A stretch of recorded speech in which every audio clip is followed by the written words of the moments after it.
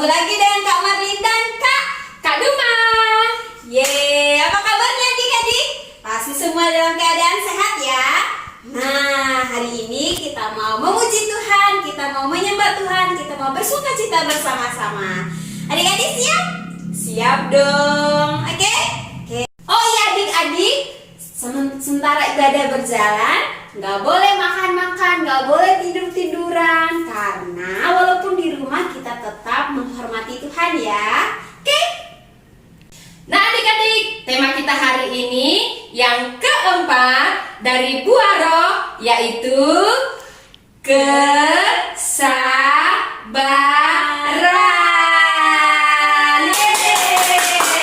Yeay.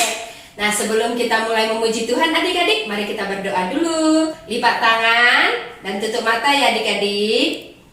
Tuhan Yesus, kami bersyukur Tuhan Yesus memberikan hari yang baru kepada kami. Kami mau bersemangat lebih lagi di dalam mengikuti ibadah online hari ini. Kami mengundang Roh Kudus hadir di tempat ini dan juga di rumah adik-adik masing-masing yang mengikuti ibadah hari ini. Kami mau mendapatkan sesuatu dari pujian kami, penyembahan kami, dan firman Tuhan yang akan kami dengar nanti. Tuhan Yesus, kami mau lebih dan lebih lagi di dalam Tuhan. Terima kasih Tuhan Yesus. Amin. Adik-adik, yuk kita ucapin dulu 9 buah roh. Masih ingat kan? Kasih, sukacita, damai sejahtera, kesabaran, kemurahan, kebaikan, kesetiaan, kelemah lembutan, dan penguasaan diri. Adik-adik siap untuk memuji Tuhan? Kita akan menyanyikan 9 buah roh.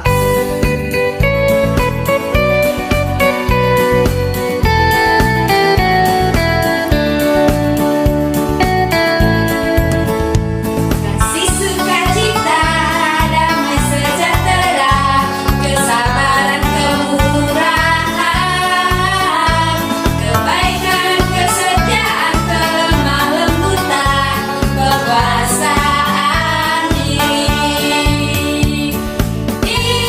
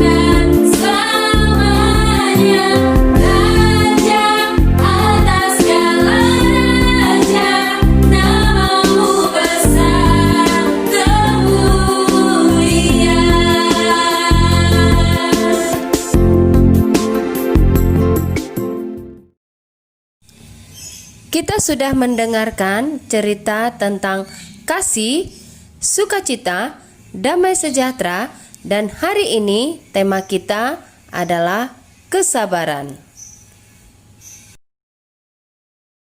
Hai adik-adik, ketemu lagi nih sama kakak. Sesuai dengan tema kita hari ini, kakak mau bawain cerita tentang kesabaran. Sebelum kita nonton video, kakak mau jelasin dulu kesabaran itu apa. Adik-adik ada yang tahu nggak kesabaran itu apa? Oke, kakak jelasin ya.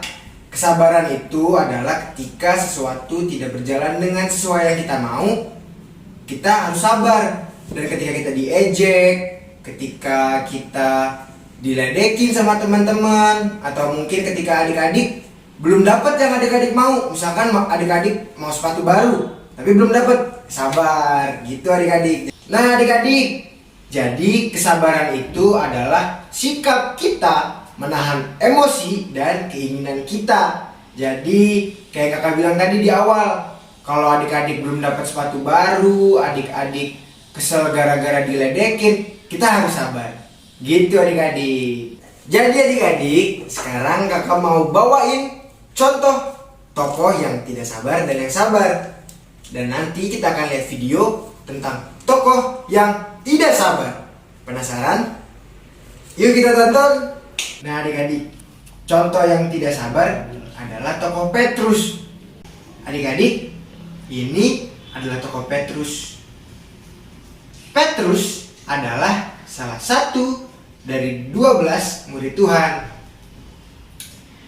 Kenapa sih Petrus bisa kehilangan kesabarannya? Jadi begini adik-adik ceritanya. Waktu itu di malam hari, Tuhan sedang berada di Taman Getsemani. Untuk apa? Ya betul, Tuhan ada Taman Getsemani untuk berdoa. Tuhan Yesus mengajak 3 orang muridnya, termasuk Petrus, untuk berdoa di Taman Getsemani. Maka datanglah Yudas dengan serombongan orang yang membawa pedang dan pentung, juga para prajurit untuk menangkap Tuhan Yesus.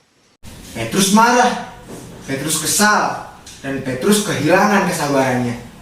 Hingga ia dan menghunus pedangnya, lalu meletakkannya kepada hamba imam besar sehingga putus telinganya.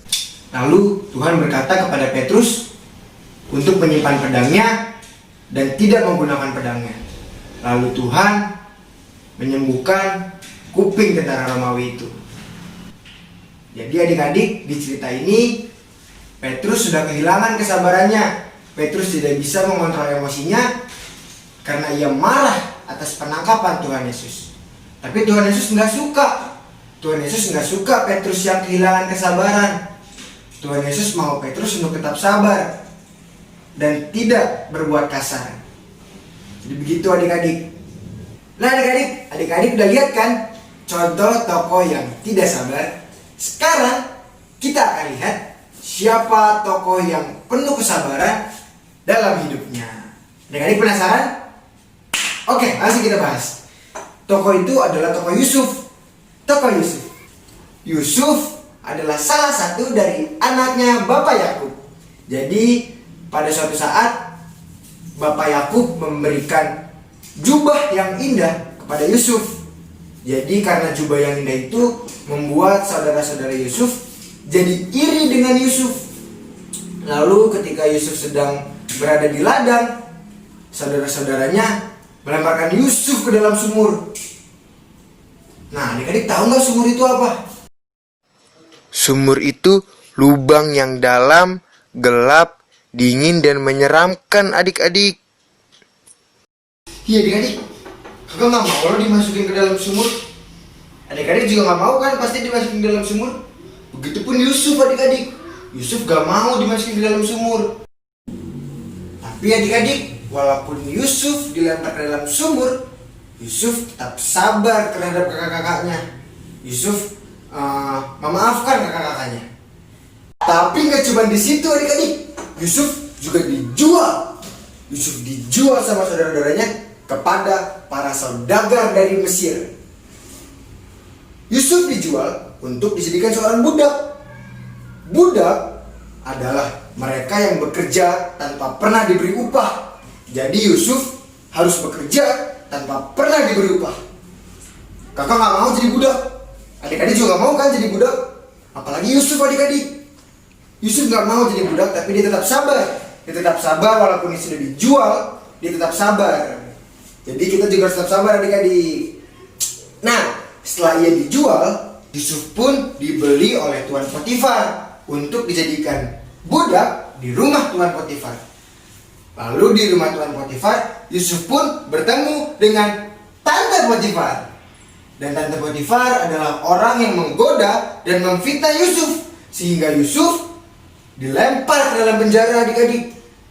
Walaupun dimasukkan ke dalam penjara, Yusuf tetap sabar adik-adik. Yusuf tetap memuji Tuhan, tetap menyembah Tuhan, dan terus bertekun di dalam doanya. Hingga satu saat Yusuf pun punya banyak teman adik-adik dalam penjara. Dan sampai ketika Yusuf diberikan hikmat oleh Tuhan untuk mengartikan mimpi Raja Firaun, dan akhirnya Yusuf pun menjadi salah satu penguasa di tanah Mesir. Gimana adik-adik? Adik-adik udah paham kan untuk menjadi sabar atau tidak sabar? Dan dari kisah Yusuf, Tuhan Yesus mengajarkan kita untuk tetap bersabar adik-adik, untuk terus bersabar bagaimanapun situasi kita, apapun yang kita inginkan, walaupun itu belum tercapai, kita harus sabar. Seperti sekarang ini adik-adik. Kenapa dek? Pengen ke mall. Ini masih corona loh, sabarlah. Pengen soalnya itu, udah lama kita nggak ke mall. Bersabar aja, soalnya udah kangen. Oh, jadi aku harus bersabar lah.